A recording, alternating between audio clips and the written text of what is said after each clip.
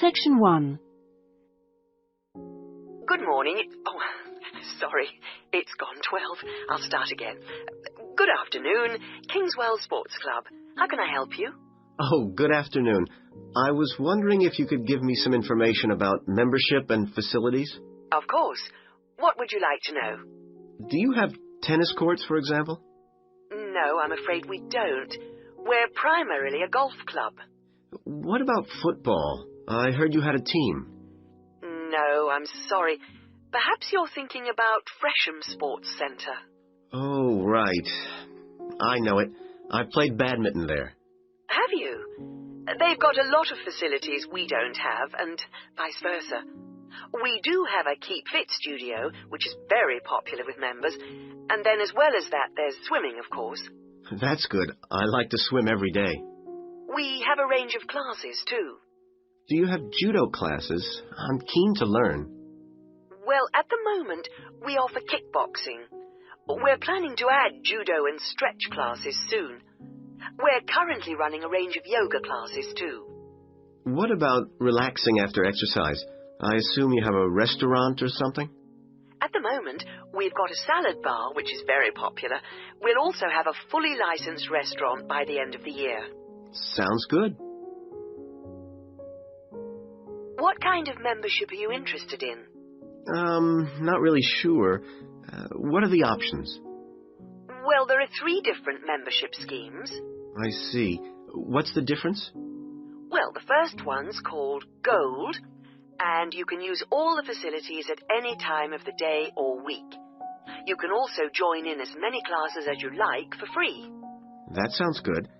Is it very expensive? Well, you pay a £250 joining fee, and then it's £450... Oh, no, I'm sorry. It's just gone up by £50. Sorry about that. It's now £500 for the annual subscription fee. Right, got that. And what's the next type? Well, that's silver. It's the same as gold, except you have to pay a small fee of £1 per lesson for any you do, and you can only use the centre at certain times. I see. So when exactly? You can only use the facilities between 10 a.m. and 4:30 p.m. So I couldn't use the pool at 8 in the morning or evening then? That's right. Okay, and the price for that? Is the joining fee the same as for gold? Actually, it's slightly less than the £250. It's £225. But the annual fee is only £300. Does that sound more like what you want? Well, it's still rather more expensive than I thought. I'm a student here in England, and I'm only here for 6 months. Ah, then the bronze scheme would probably suit you best. How is that different? Well, some of the facilities have restricted use. And do I have to pay for classes? Yes, it's £3 for each class you join. I see. And what are the hours then? Between 10:30 and 3:30 weekdays only, and you pay a £50 joining fee. The annual fee is £180. It works out at £15 a month, so that would be quite a lot cheaper. Oh, that should be all right. I could come in my free periods. What do I have to do if I want to join? Well, we book you in for an assessment with an instructor who will show you how to use all the equipment. If you want to organise a trial session and look around the centre, you'll need to speak to David Kinchley. Could you spell that, please? Yes. David, K-Y-N-C-H-L-E-Y. I'll give you his direct line number. It's 0458 95311. Thanks. Thank you for calling Kingswell Sports Club.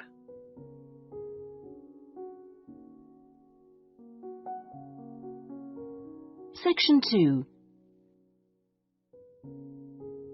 And here on Radio Rivendell, we have Lynn Rawley, the Public Relations Officer of our own Rivendell City Theatre. Hello, Lynn. Hello.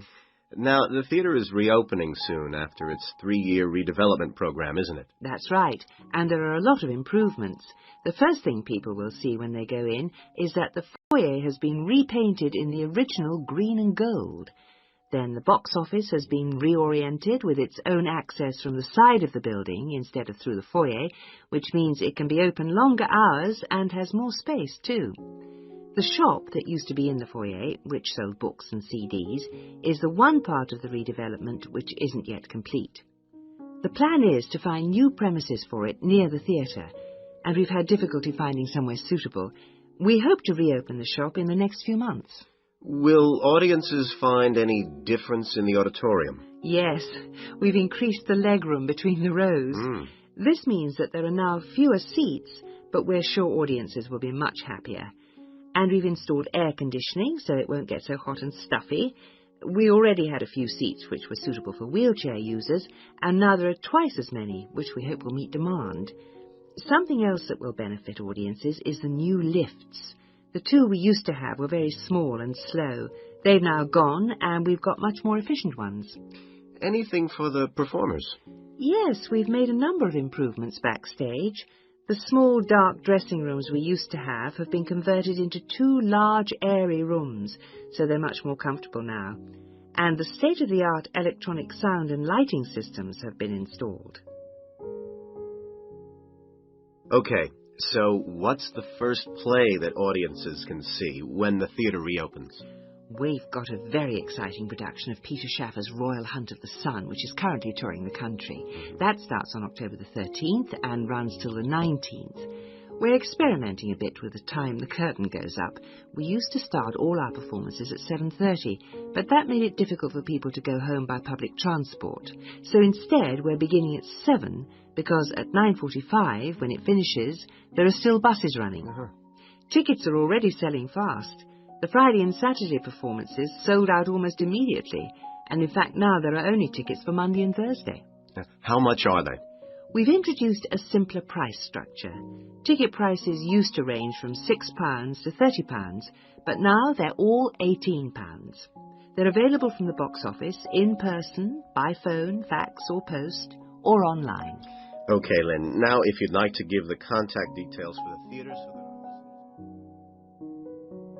Section 3. Hello, can I help you? I was told to come here because I'd like to talk to someone about taking a management course. Right, I'm one of the tutors, so I should be able to help you. Oh, good. My name's Brian Ardley. I've decided to enrol on a part-time management course. A friend of mine took one last year and recommended it to me. Right. Is there anything I should do before the course, like reading or anything? We prefer to integrate reading with the course, so we don't give out a reading list in advance. But we like people to write a case study describing an organisation they know. I've already done that, as my friend told me you wanted one. But would it be possible to sit in on a teaching session to see what it's like? I haven't been a student for quite a while. Fine. Just let me know which date and I'll arrange it with the tutor. Now, could I ask you about the college facilities, please? Anything in particular? Well, the course is 1 day a week, all day, isn't it? So presumably it's possible to buy food. Yes, the refectory's open all day. Does it cater for special diets? I have some food allergies. Provided you warn the refectory in advance, it won't be a problem. Good. What about facilities for young children? I'd like to bring my daughter here while I'm studying. How old is she? 3. Then she's eligible to join the nursery, which is supervised by a qualified nursery nurse. The waiting list for a place is quite long, though, so you ought to apply now. OK. I don't know if our careers advice service would be of any interest to you. Yes, it might help me decide how to develop my career after the course. The centre has a lot of reference materials and staff qualified to give guidance on a one-to-one basis. I noticed a fitness centre next to the college.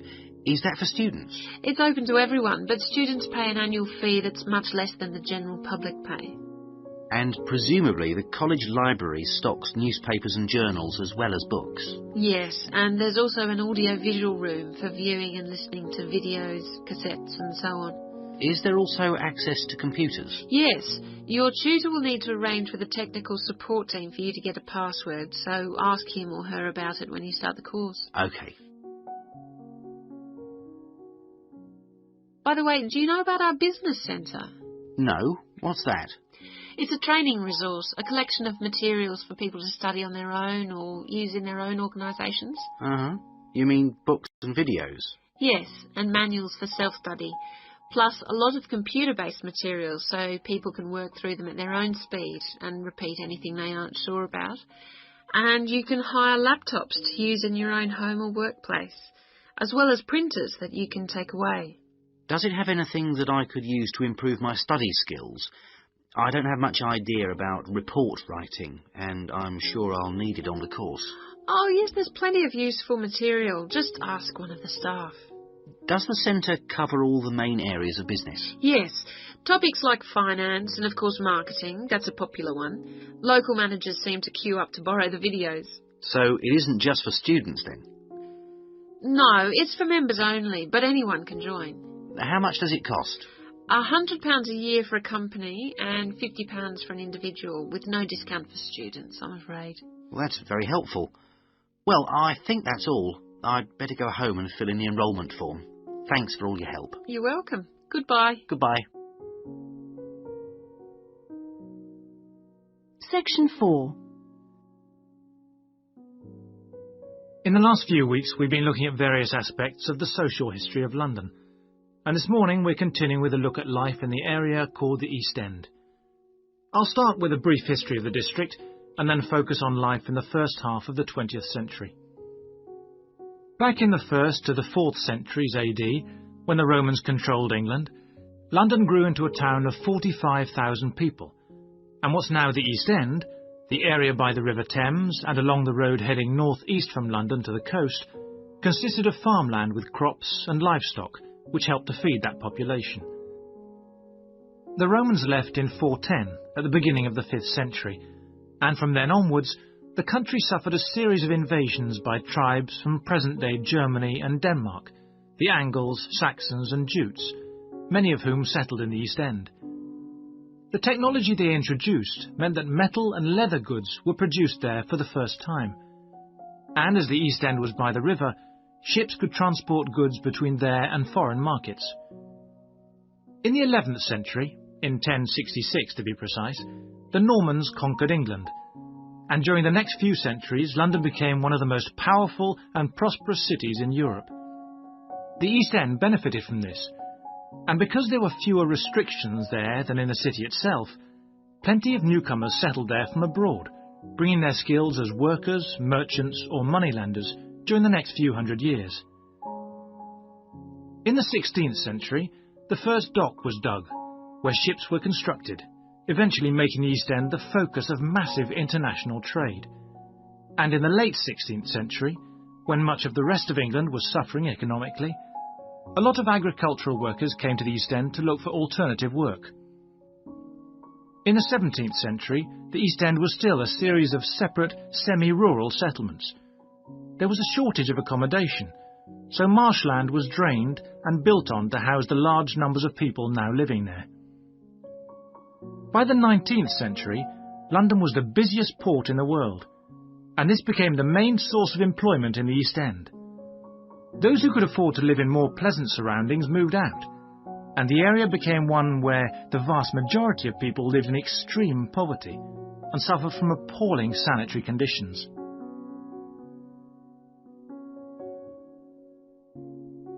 That brief outline takes us to the beginning of the 20th century.